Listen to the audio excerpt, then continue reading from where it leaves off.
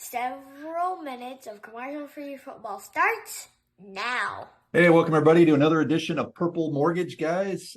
Brent here with Tanner and Goose, and coming to you again on another Purple Friday to preview the upcoming game against the Bears. Sunday at noon, US Bank Stadium, home game, coming back from London. So, Goose, Tanner, what are your thoughts on the game ahead? Pretty excited. I feel like this is our opportunity to come out and hopefully win a game in dominant fashion. It is a division game, which is always tough, but I feel like this is probably our weakest opponent yet. Hopefully I'm not eating my words, but there's a lot of things I want to see them accomplish on the field and start the year 4-1. I'm concerned about it. I'm excited. Brent and I are going to be in the cities this week for the game, so I'm excited to see it. But I just don't love our history against mobile quarterbacks. Justin Fields didn't play like crap last year when we played him, so he's arguably been the worst QB in the league this year through 4 weeks. But I feel like we always play down to the level of competition. And I think it's going to be a close game. I do think the Vikings will win this week, but I do have some fears with a mobile quarterback.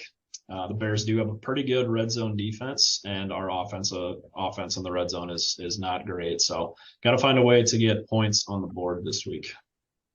For sure. I'm a little concerned about the normally when you go to London, you come back, you get a bye historically after that game. We went out to London Thursday?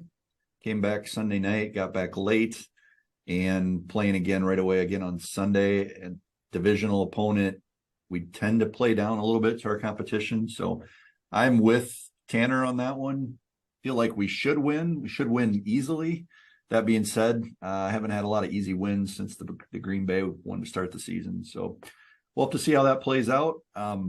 Excited, I guess, to get back to a home game and see how things go against the Bears. So. Wanted to remind our audience here on the contest that we've got going. We'll get into bold predictions here in a little bit, but if you are a listener and you want to enter the contest, we're giving away a couple of Jets tickets on December 4th. We're going to do that drawing right after the Thanksgiving game, the following show. So all you have to do to get entered into that contest is subscribe to our YouTube channel, make a prediction on our YouTube channel each week on the Purple Friday episode of what you predict the score to be of the game. If you get that right, you're entered into the drawing. So if you get the score right now, your odds are pretty good. We have not yet had anyone nail it. So good luck to everyone.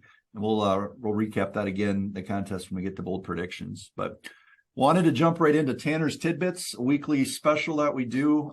Tanner's got some good ones. He's been studying all week, it sounds like. He wanted to impress Goose on these. So Tanner, weekly Tidbits. These are little stats that you can use to impress your friends. Tanner does them every week. Tanner, what do you got for us today? Not sure there's anything super sexy on here, but I just got a lot of information, I guess, this week, more than typical. Vikings are 63-57 in 2 all-time against the Bears, 38-24, so I do have a slight advantage there. The Bears defense has not given up a touchdown in the second half yet this season. I thought that was a pretty interesting statistic.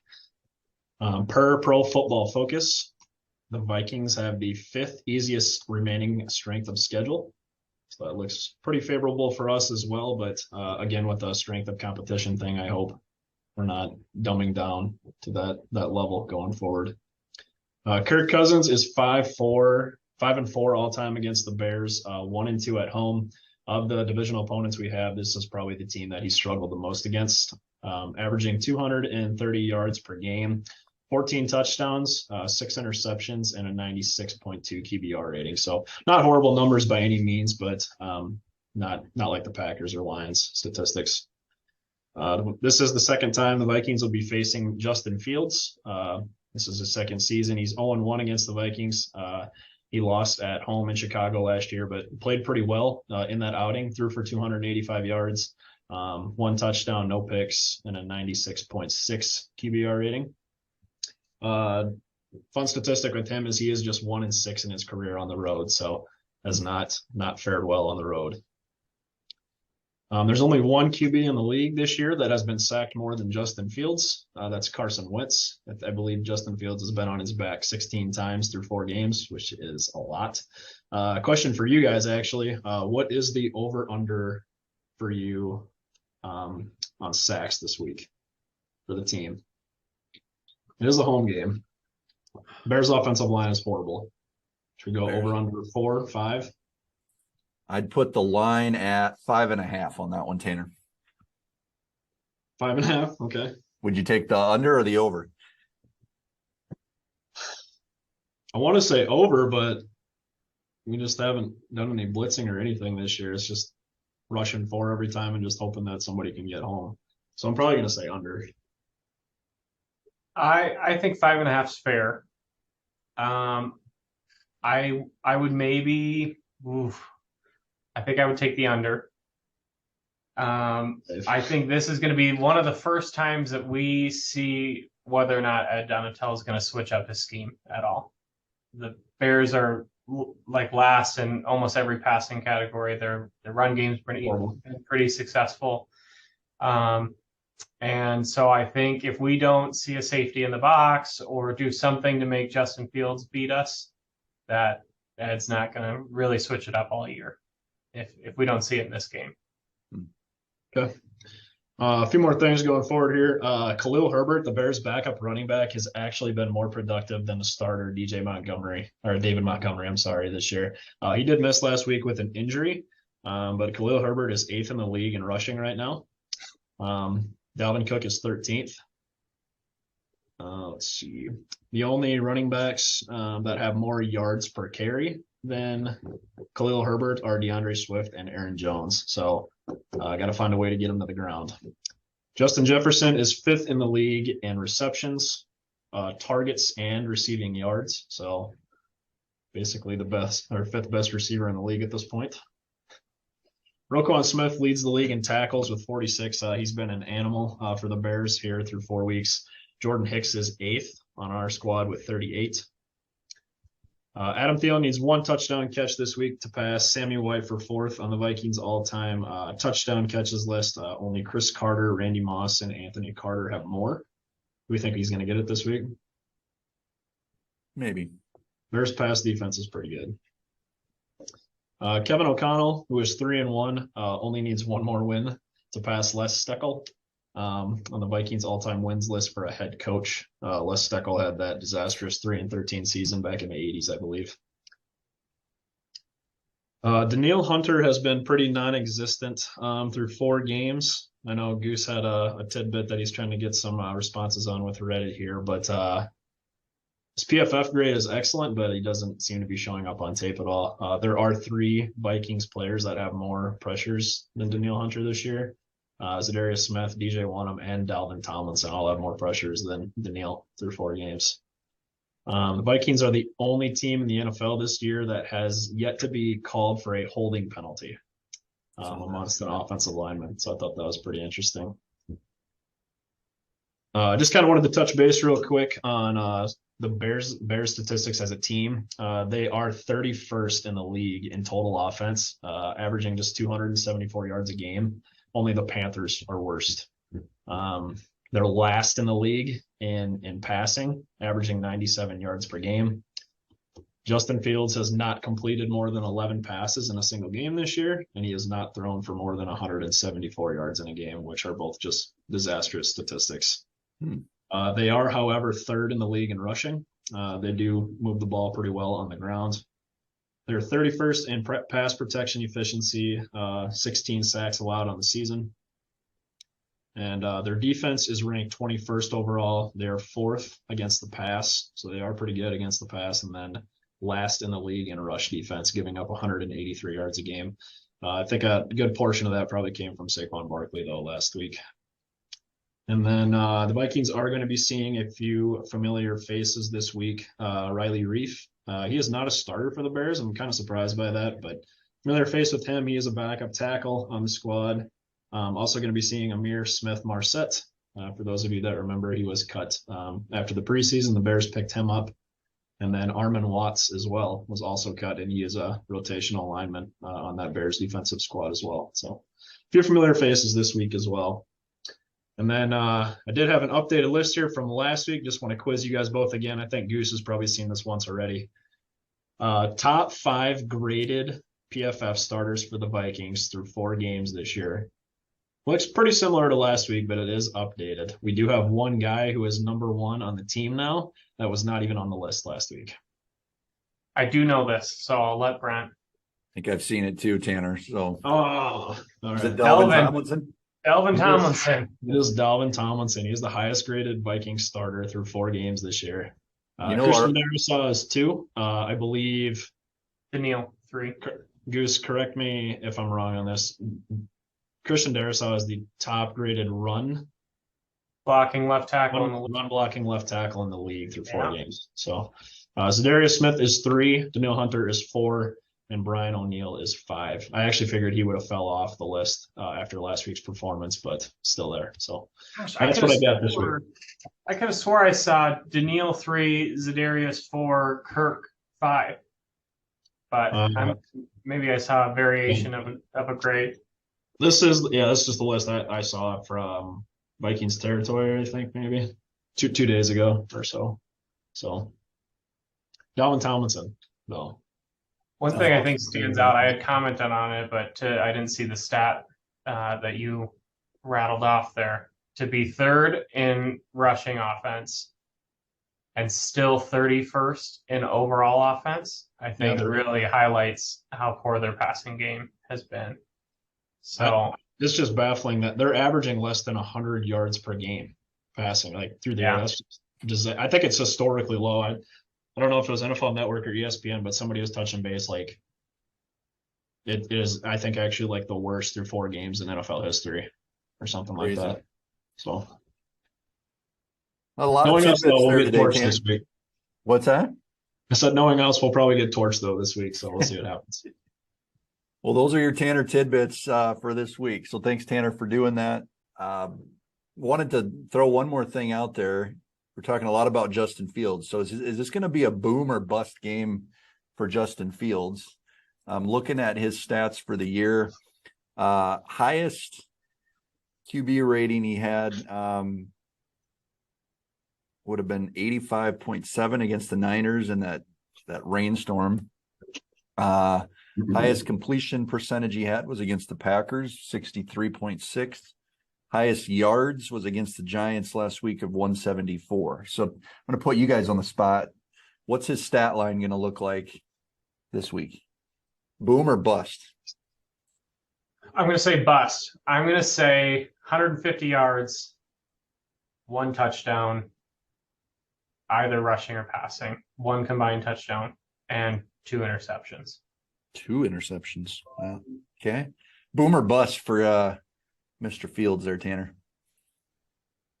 I'm probably going to be contradicting myself a little bit with this prediction, but I'm going to say through the air, it's probably going to be a bust. I like Goose's prediction with, I'm going to say around 150 yards as well, 150 to 200. I'm going to say 0 passing touchdowns, 1 interception, but he's going to have 2 rushing touchdowns. I'm going to go with that. I'm going to say it's a boom for him, but not for a typical QB. But I'm going to say he has his highest completion percentage of the year, so over 63.6. He's going to have over 200 yards, and he's going to have a combination of 2 touchdowns. So that's not bold. That's just that's probably likely, in my opinion. My only fear is I just don't know how the Bears are going to implement. The Vikings just seem to struggle with speedy receivers, and the Bears got a lot of speed at that position. Darnell Mooney is a stud. Their rookie Velus Jones Jr. from Tennessee is fast as heck, and we all know Equanimeous St. Brown can move as well. So I don't know how they're going to find a way to get those guys involved more this week, but I don't love our off-man covers that we use every single week. And if they're throwing lots of screens and quick slants, it could get ugly in a hurry. So we'll see. All right, guys, we're moving into bold predictions for this week against the Bears. We do this every week. We usually predict one random thing that we think is going to happen. Then we predict the final score. We also invite our listening audience here too to predict the score. Go to our YouTube channel, hit subscribe, predict the score for the game. If you get it right, you're entered into a drawing for a couple of Jets tickets on December 4th. So encourage everyone to participate. Good luck to all on that. Goose, we're going to start off with you this week. Bold prediction. One thing you think is going to happen. We'll do the final score here, second round. So what do you got? My inaugural bold prediction. I wanted to be bold. So coming off of Greg Joseph winning the special teams player of the week, the Bears being a strong red zone defense, our red zone offense struggling, I wanted to predict that we are going to win without making a field goal. Ooh. Extra That points are fine. Field goals, no good. Yes, make your extra points, Greg. No field goals. The emphasis this week, I hope in practice, was finishing drives. Kirk had talked and broke down some passes that he maybe left on the field, and I think that that's going to be the emphasis in practice this week, and hopefully we'll see it on Sunday. No field goals. Yeah, I hope you're right for sure. But as we've talked about, Bears have a stout red zone defense. So if you do hit that, then that winner chicken dinner. What's your bold prediction then, Tanner? I am going a team statistic this week. I'm going to say the Vikings are going to have a defensive score. A defensive score. Okay. Defensive touchdown this week. Offense is going to struggle to get moving, and I think that's going to be our ignite to spark a fire and get the ball rolling this week. Defensive touchdown off Justin Fields. I feel like we always do this to you. We'll let you just have that as your bold prediction, but if you had to go a step further. Get to pick a player? Who's scoring? I knew you were going to do that. I want to say somebody like Cam Dansler, but I'm not feeling that one. I'm going to go Cameron Bynum. Okay. I like Pick it. six. Bynum this week, pick six. Or a fumble return. We'll see. One of the others. Does that count? Can I do both? You can do a defense. Your bold prediction is a defensive touchdown. I just wanted to know who you're feeling. Cam Bynum. I'm going to go off the wall with one. Cam Bynum. All right. I'm going to go with something that I feel is really bold. Number 26. Kickoff return. He's been close to breaking a big one. He's not had I don't think he's returned one past the 50 yet that I can recall. He's going to have a touchdown. So he's either going to have a kickoff return for a touchdown, or we're going to sprinkle him in on some sort of a gadget play and get him the ball in space, and he's going to score. So I feel like if that's like a grand slam, knock it out of the park type of a prediction, but that's what I'm going with for week 5 here. Like it. I like it. Final score, guys. What do you got? My final score, I have to make sure aligns with my bold prediction. So my final score prediction is going to be 28-13 Vikings win. So not only do we not get a field goal, but we're 4 for 4 on extra points. Yes, sir. All right. Handedly win. Okay. I'm going to go with another nail biter this week, unfortunately. I'm going to go 23-21 Vikings. 23-21. But it's not going to be a Greg Joseph, last minute field goal this week. I'm just going to. Is it the going to defense hangs on to the lead? Is it going to be another? So there's not going to be another fourth quarter comeback. It's going to be a little too close for comfort, but never like we're trailing and we need a drive. Correct. Okay. Let me do a quick spin-off on that. This year so far, who do you feel more confident being on the field to win the game? The defense hanging on to a lead, or the offense having to score to win? Offense To score to win. Kirk's been stout when we need him to be. He's not been great by any means, but that is one thing that he does have going for him, is he's played well in the biggest moments this year when we need him to. So I just hope that can continue. I'm going to go 26-17. I think it's a little bit back and forth. I'm going to even throw out there's going to be a safety to get to that 26 point. So, another little side hustle prediction. Side one. If you throw out enough predictions and you can cherry pick one or two throughout the year, that end up actually happening. So. Okay. Side bet: Does Amir Smith-Marset see the field, and does he get a reception? I don't think he's got one all year. I'm looking at his stats. So I don't know about the catch piece, but I do think he'll play. he will be on the field. All right. Well, there we got it. A reminder, if you want to join the contest for the final score, subscribe to the YouTube channel, throw your comments in before kickoff. If you get it right, we'll throw you in the drawing for those Jets tickets on December 4th. So good luck to everybody on that. Just wanted to hit one more thing here before we wrap it up for the day, and that is we like to do this on Fridays as well. If things go south and we come back on Monday and we're doing our show and we are 3-2 and we lost, what are we complaining about? And I think last week we went really vague and vanilla, at least I did. What is one thing we're complaining about that did not go as planned? I think it seems obvious from a defensive perspective. We just haven't been great at stopping the pass this year or the run, really. But letting Justin Fields torch us, I guess there's an expectation that he's going to play poorly because he's only averaging 97 yards a game and they haven't been able to move the ball all year. So I'll say if we lose, it's because they let him find a way to move the ball through the air. Yeah, I could see that happening and being frustrated by that. I feel like the past couple of years, our run defense hasn't been very stout. The Bears are good at running, and so I think it would be equally frustrating to know what their strength is going into the game And that's having to run the ball down our throat. Which I think either Tanner and I's rant here would be coupled with, and our offense couldn't be elite enough to outscore a not very good offense who ran it up on our defense. So I think kind of the defense in whole, and then hope I think 5 games through the year, if our offense hasn't put up 30 points and show that they can win a game when our defense isn't there, I think that'll be another big talking point.